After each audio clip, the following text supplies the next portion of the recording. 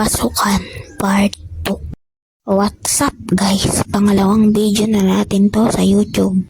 Sana patuloy pa rin ang inyong suporta sa akin para ma-reach natin ang 100 subscriber. Grade 1 ako nito nung nangyari ito. Dahil grade 1 pa lang ako nito, syempre mahilig ako sa mga laruan. Tulad ng Pogs, Tex, syempre Barbie. Ay, Barbie! Syempre, bata pa naman ako noon, simple pa lang ang baong ko.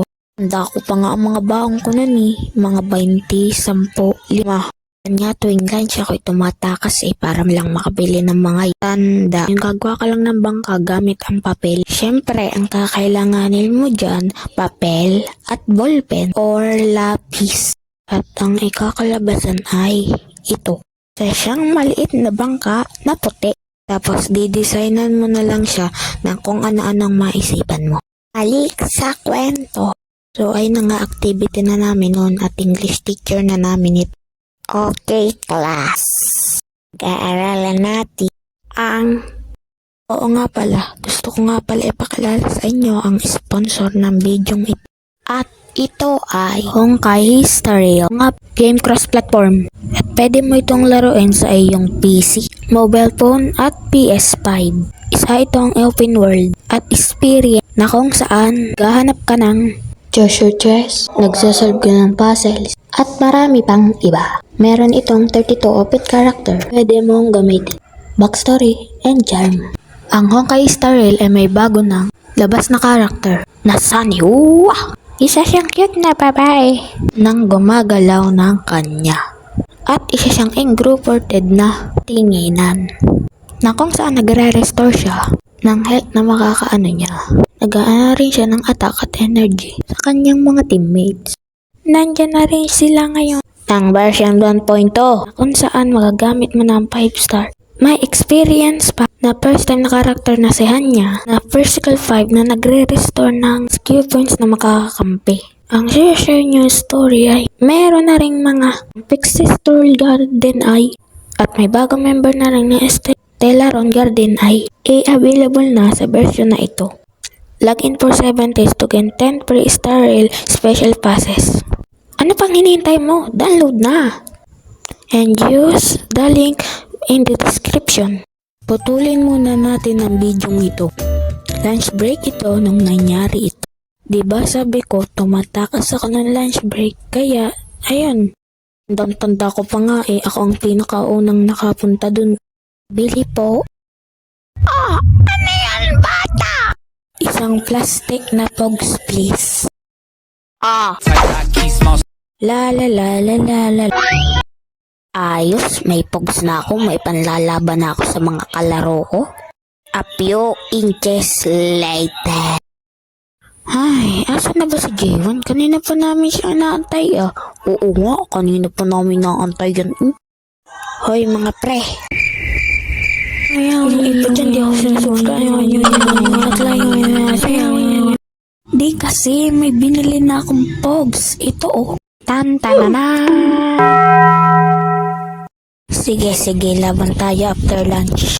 Tapos ng lunch break at maglalaro na sila ng Pogs. Kumanda ka sa akin, dudurugin ko yung Pogs mo gamit ang pinakamalakas kong Pogs.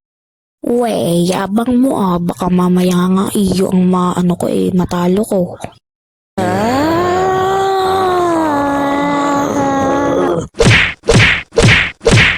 Ending ng pag-aaway namin ay pinatayo kami sa unahan.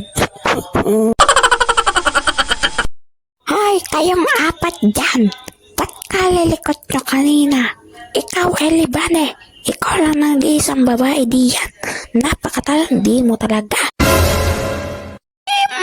Sasagot ka pa? Maya-maya din, pinaupo na din kami at nanahimik na lang ako sa upuan ko baka kasi patayuin na naman ako Bukod sa pagiging malikot, syempre, di mawawala dyan ang pag-e-exam. Kada isang araw, dalawa-dalawang ibinibigay sa aming exam para sagutan namin. Walang naman titigan lang. Okay class, today is our exam. Okay. Exam na naman, kabilis naman ang araw ah. Alas 3 subject lang naman ang naituro niya sa amin. Pwede nga, di ka lang makakasagot ngayong exam kasi di ka nag-review. Ikaw nga 1 plus 1 di mo masagot. Sige, tingnan mo, naluloko. Na nga, nagsimula na ang exam nung time na to. Okay, magsimula na ang exam in 20 minutes. Simula nang ipasa ang exam at sinagutan nila agad ito ng tama sa oras. Number 1, check. Number 2, mali. Di kasi nag-aaral na mabuti. Number 3, mali na naman. Nice ko. Number 4 and number 5, check. Nice, bagsak malala. Maya lang pinagbabalik na ang test paper. Ang score ko ay 23/30. Taas ah. Siyempre, di mawawala dyan ang graduate. Natatawa ko sa moment na to kasi alam mo yun, pumasa ka sa teacher mo mataray kahit pasaway ka. Ay na nga, bago gumraduate, nakaupo muna kaming 3, awang ko doon sa 2 kasi baka na late yun. Pagkakatanda ko, tawan-tawa kasi kami kasi alam mo yun, kahit pasaway ka, pumasa ka pa rin. Magsimula ang meeting sa mga gagraduate. Siyempre, baka yan meron sa Best in Heart, Best in Health, Best in PE, Best in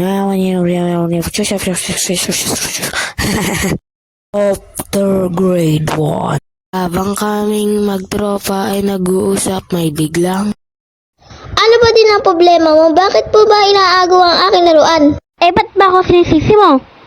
Ikaw humanda ka sa akin! Aray ko! Sakit! Kinabukasan. Bakit may naaway si Andrea? Gusto mo ipatawag ko nanay mo?